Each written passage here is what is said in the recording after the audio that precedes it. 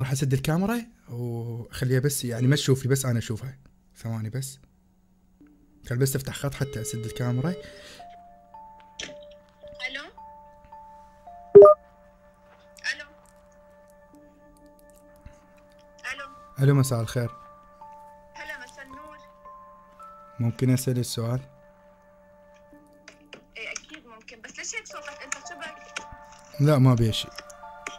لا عن جد شو في؟ اللي صار صح لو مقلب؟ ليش هيك صوتك انت عن جد؟ اللي شفته البارحة صحيح لو مقلب؟ لا صحيح، يعني هي اسمه ونصيب، وانا على فكره حكيت والعالم كلياتها مفكره مقلب، بس انا قلت انه مو مقلب. يعني انا بهيك شيء ما بمزح.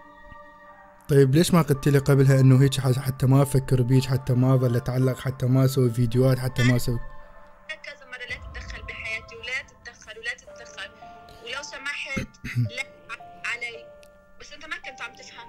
انت تعرفي انا من البارحة واليوم ما ماكل اي شيء من يوم ما نزلت المقطع.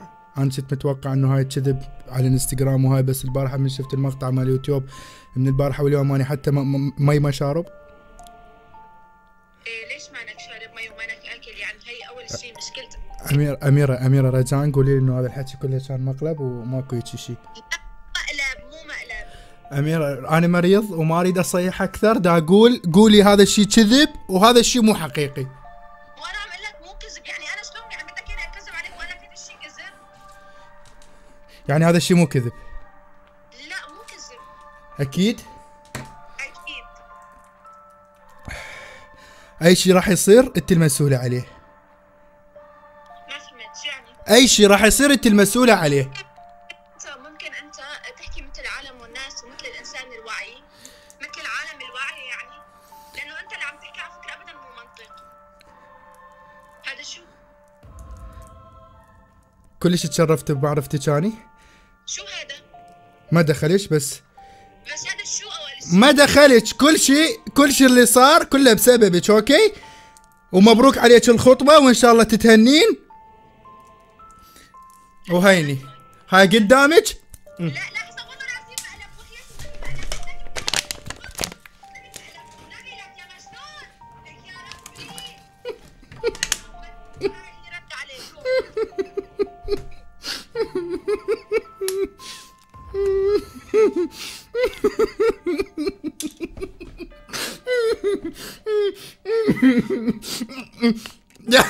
يا الربع سكرت بوجهي. يا الربع سكرت بوجهي. يمه. يا مجنون ليش اعترف؟ ليش اعترفت بسرعة؟ ترى هو حلج. يا الربع شوفوا لي شكلها. على فكرة دا اصور وهذا المقطع راح ينزل اليوم. اوكي، مرة ثانية من نسوي المقلب كاملين للنهاية. لا طلعوا لي كيف شكلها يا الربع. تحكي هذا عليك؟ ورب الكعبة عليك. شوف فكرتيني بقيت الحالي من شانك يعني من ورا مقلب تافه. مرة ثانية من تسوين بيها مقلب حكمي عدل تمام وخليني اصدقه، مو تسوين مقلب تافه. بعدين ليش تخافين علي من عليك؟ انت مو خطبتي؟ انت مفكر ان انا رح اتركك هيك؟ والله العظيم حتى اخليك تنبه على اي. بس هو انت ليش خفتي علي؟ ليش خفتي علي؟ لا ما خفت على لا خفتي علي.